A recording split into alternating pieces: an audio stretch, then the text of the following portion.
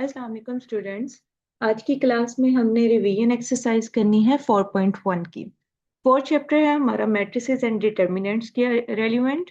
सबसे पहले आपको मैट्रिसेस के बारे में पता होना चाहिए। इसमें जितनी बेसिक डेफिनेशंस है वो सारी आप करेंगे।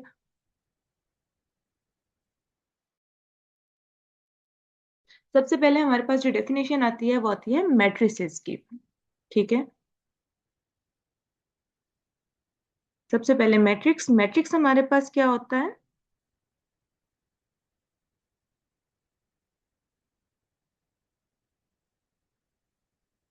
A rectangular array of number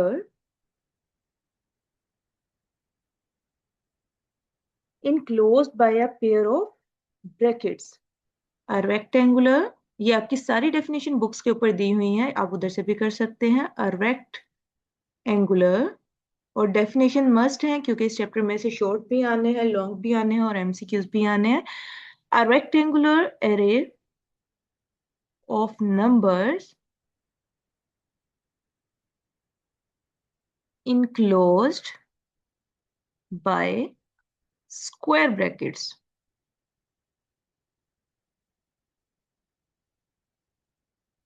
means आप कोई भी नंबर ले लें, 1 2 3 4 5 6, हमने ये रेस बनाई इनकी। रेस मीन्स रोज, रोज को ही बोलते हैं कितारों को। और इन नंबर्स को क्लोज कर दिया स्क्वायर ब्रैकेट्स के साथ, तो ये हमारे पास बन गया मैट्रिक्स। ठीक है, आप ऐसे भी ले सकते हैं, 1 2 3 4 5 6, ये भी हमारे पास एक मैट्रिक्स है। ठीक है, अगर आप सिर्फ एक नंबर लिख लें तो ये भी हमारे पास मैट्रिक्स होता है। 0 0 0 0, ये भी हमारे पास मैट्रिक्स है। ठीक है, नेक्स्ट हमारे पास आ जाता है row, order of the matrix. Order of matrix. अच्छा, एक बात याद रखनी है कि जो ये वाली साइड्स हैं, ये वाली, ये आपकी रोज कहलाती हैं। ठीक है, और ये जो आपकी साइड्स हैं ये आपके कॉलम्स हैं। तो ऑर्डर ऑफ मैट्रिक्स क्या होता है? नंबर ऑफ रोज, पहले आपने रोज काउंट करनी है, number of rose and columns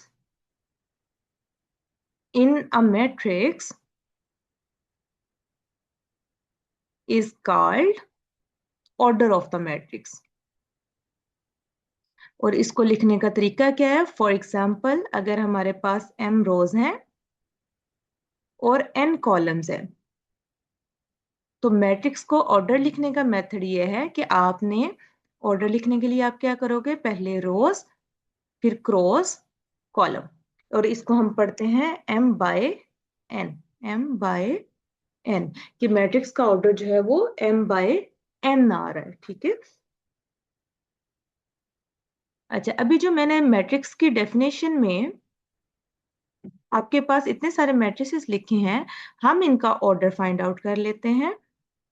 जो हमारा पहला मैट्रिक्स है, इसमें 2 रोज आ रही हैं और 1 2 3 कॉलम आ रहे हैं, तो इसका ऑर्डर हो जाएगा 2/3। आप देखेंगे ऑर्डर इसका मैट्रिक्स के कॉर्नर में दिया होता है। ठीक है, 2/3। मल्टीप्लाई इसको नहीं करना, 6 इसका आंसर नहीं देना, जस्ट 2/3 मीन्स 2 रोज 3 कॉलम। सेकेंड मैट्रिक्स में 1 2 3 रोज आ रही हैं, 3/1, 2 कॉलम आ रहे हैं, 3/2।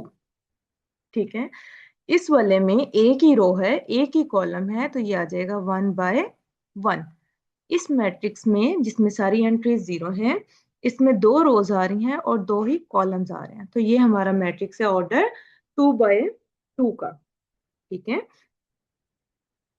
नेक्स्ट हमारे पास आता है row and column matrix. Row and column matrix. A matrix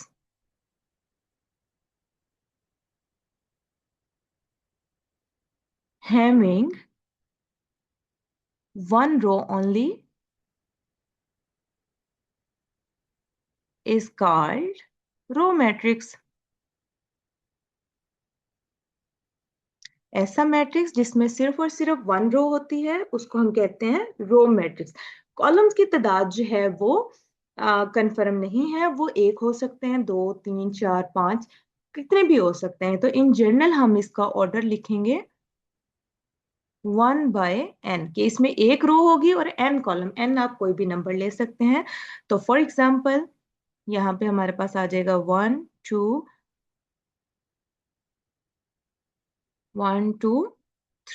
ये हमने एक रो मैट्रिक्स लिखा जिसकी रो 1 है और कॉलम 3 है।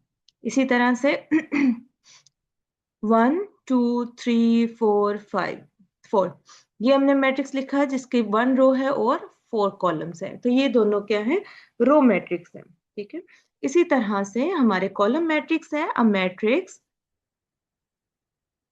Having one column only, having one column.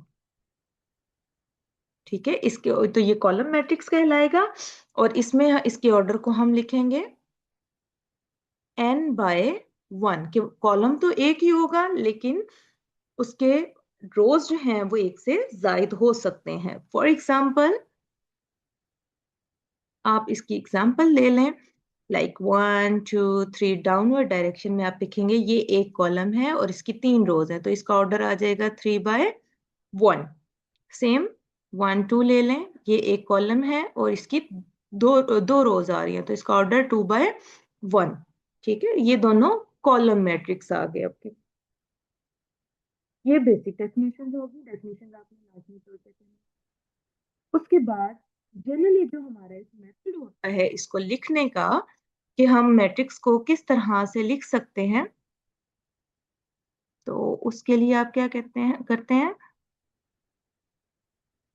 अच्छा, एक बात याद रखनी है, मैट्रिक्स को हम हमेशा कैपिटल लेटर से डिनोट करते हैं। मींस कि अगर आपने इसको नेम देना है फॉर एग्जांपल, तो आप इसको लिखोगे कैपिटल ए, बी, सी। हम स्मॉल लेटर से इनको नेम नहीं देते। ठीक है, जनरल मेथड क्या है लिखने का, जनरल मेथड हम किसी भी मैट्रिक्स की एंट्रीज को लिखते हैं। फॉर एग्जांपल एक मैट्रिक्स है ए, उसको लिखेंगे AIJ। आई जो होता है वो हमारी रोज को शो करता है, जे जो होता है वो हमारे कॉलम्स को शो करता है। लेट्स सपोज हम एक जनरल मैट्रिक्स लिख रहे हैं जिसका ऑर्डर है m/n, m रोज हैं और n कॉलम है।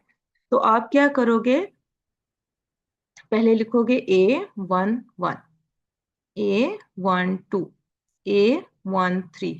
क्या है, पहली रो पहला कॉलम, पहली रो दूसरा कॉलम, पहली रो तीसरा कॉलम। ठीक है, एंड सो ऑन चलता जाएगा। कितने कॉलम है हमारे पास, n, तो लास्ट एंट्री इसकी आएगी 1n।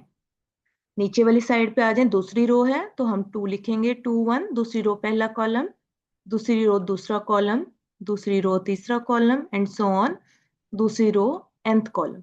सेम मैनर में अगर चलते जाएं तो ये हमारी m रो आ जाएगी, क्योंकि हमने m/n का लिख रहे हैं। m रो पहला कॉलम, m रो दूसरा कॉलम, m रो तीसरा कॉलम,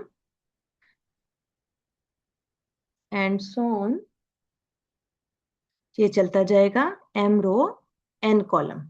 ठीक है, ये इसका जनरल तरीका है लिखने का। इस तरीके से अगर आपको कोई भी मैट्रिक्स लिखने को आ जाए तो आप वो इजीली लिख सकते हैं। फॉर एग्जांपल आपको कहा जाता है आप एक मैट्रिक्स लिखें A, ठीक है, जिसका ऑर्डर हो 2/3। ठीक है, 2 रोज हैं 3 कॉलम है, तो आप यहाँ पे लिखें AIJ 2/3, 2 रोज 3 कॉलम। तो ये आपके पास आएगा A11, A12, A13, पहली रो तीसरा कॉलम, 3 कॉलम बस हमने बनाने हैं। 2 1, 2 2, 2 3, दूसरी रो तीसरा कॉलम, दैट्स इट। इसी तरह किसी भी ऑर्डर का आप जनरल मैट्रिक्स जो है वो लिख सकते हैं। कॉलम मैट्रिक्स को हम कॉलम वेक्टर भी बोलते हैं और रो मैट्रिक्स को हम रो वेक्टर भी बोलते हैं। इनके ऑर्डर याद रखने हैं, एमसीक्यू के लिए इंपॉर्टेंट है। उसके बाद हमारे पास आ जाते हैं रेक्टेंगुलर मैट्रिक्स।